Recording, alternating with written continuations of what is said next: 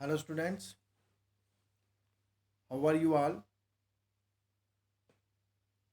आज के लेक्चर में हम unit number 4 quadratic equation exercise 4.2 का क्वेश्चन नंबर 4 जो है उसको डिस्कस करेंगे। लास्ट लेक्चर में हमने एक्सरसाइज 4.2 के फर्स्ट 3 क्वेश्चंस को डिस्कस किया था।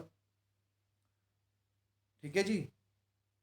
तो क्वेश्चन नंबर 4 क्या बोल रहा है कि find two consecutive positive integers sum of whose squares is 365। आपने क्या करना है, दो ऐसे पॉजिटिव इंटीजर बताने, लेकिन वो क्या होने चाहिए, कंसेक्यूटिव।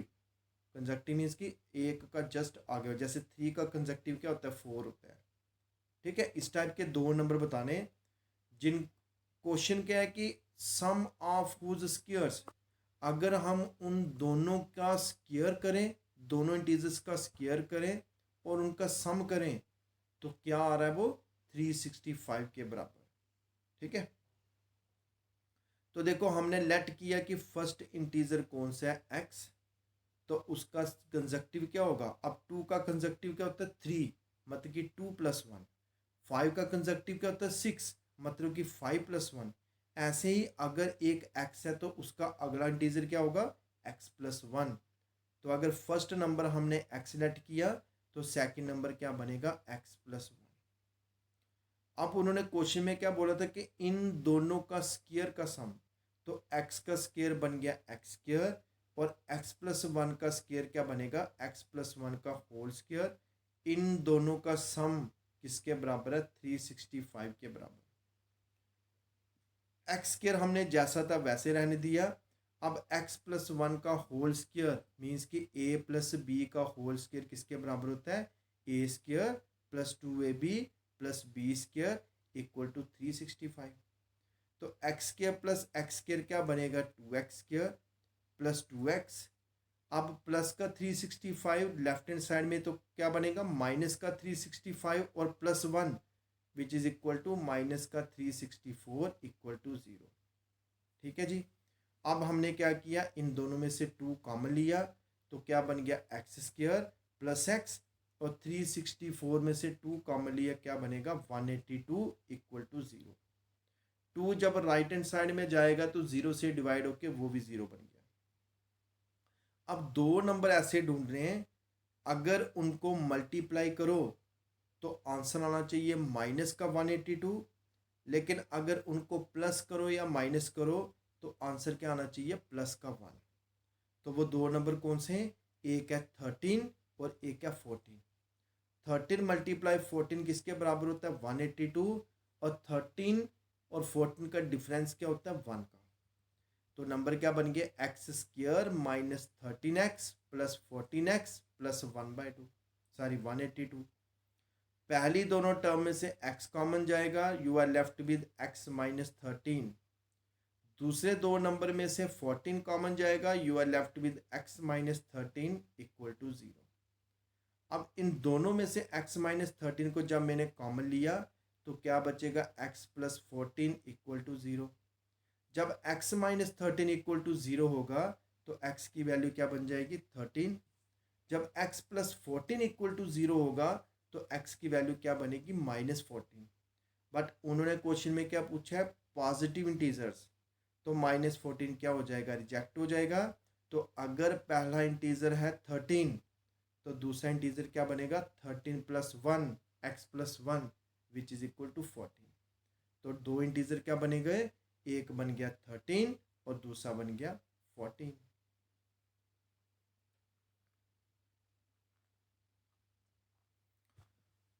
अब आ जाओ क्वेश्चन नंबर 5 पे। क्वेश्चन नंबर 5 क्या बोल रहा है कि altitude of a right triangle is 7 centimetre less than it's base. कि जो हाइट है किसी भी राइट ट्राइंगल की वो उसके बेस से 7 सेंटीमीटर कम है।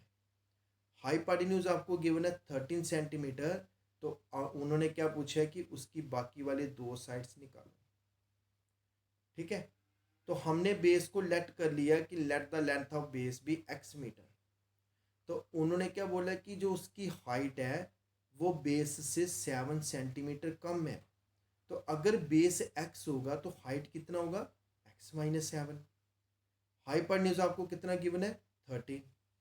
ठीक है, और आपको पता है कि राइट ट्रायंगल में क्या लगता है, पाइथागोरस थ्योरम। तो पाइथागोरस थ्योरम क्या बोल रही है, it is equal to base का स्क्वायर मीन्स कि x का स्क्वायर प्लस एल्टीट्यूड का square which is equal to x-7 का square equal to hypotenuse square which is equal to 13 square.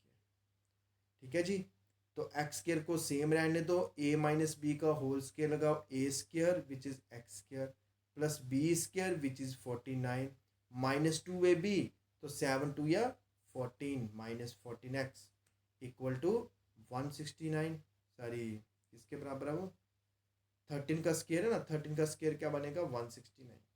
अब हम क्या करेंगे, 169 को लेंगे राइट लेफ्ट हैंड साइड में, तो 169 में से 49 निकाले कितना बनेगा, माइनस का 120।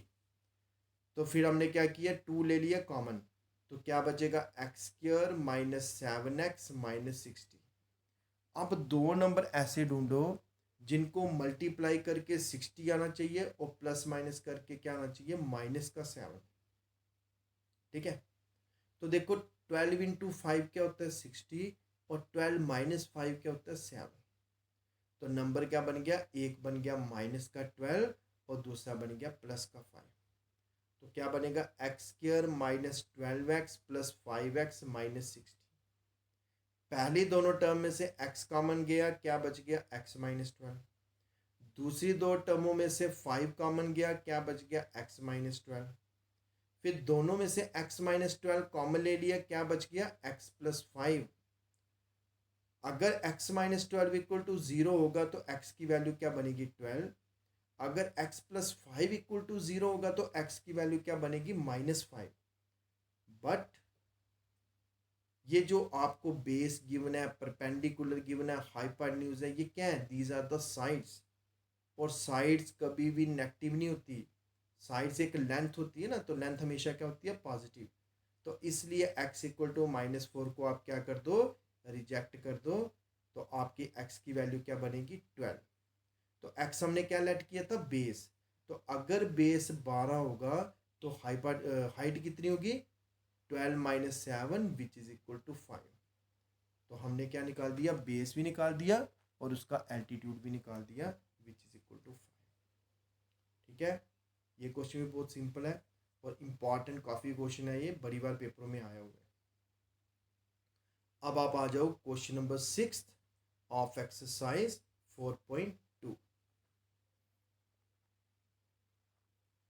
देखो जी, क्वेश्चन क्या है, a cottage industry produces a certain number of pottery articles in a day.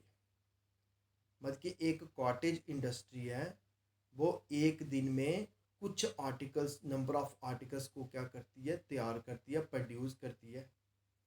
It was observe that on a particular day the cost of production of each article was 3 more than twice the number of articles produced on that day। मतलब कि उन्होंने एक relation बता दिया, क्या relation बताया, कि एक दिन में जितनी भी प्रोडक्शन होती है आर्टिकल्स की, जो उसकी कॉस्ट है वो किसके बराबर है, वो it is 3 more than twice the number of articles produce. मतलब कि उस दिन जितने आर्टिकल प्रोड्यूस होते हैं, ठीक है, उसका ट्वाइस करना है और उसमें 3 क्या करने, ऐड करने। तो if the total cost of production on a day was 90 और हमें टोटल प्रोडक्शन की कॉस्ट क्या गिवन है 90, तो बताओ कि आर्टिकल कितने प्रोड्यूस्ड होंगे और एक एक आर्टिकल की कीमत बतानी है कि हर आर्टिकल की कीमत क्या है।